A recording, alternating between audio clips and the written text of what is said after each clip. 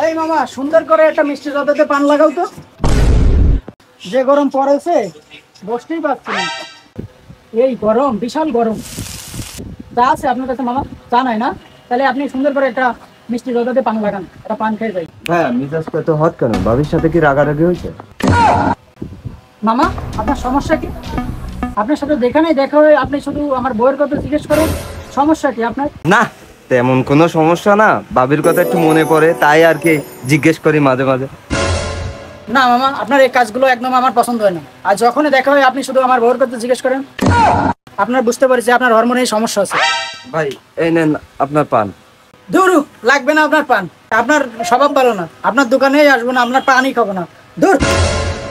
দূর, কি কাজটা না করলাম, নিজের দোষে নিজের কাস্টমারটাকে হারালাম।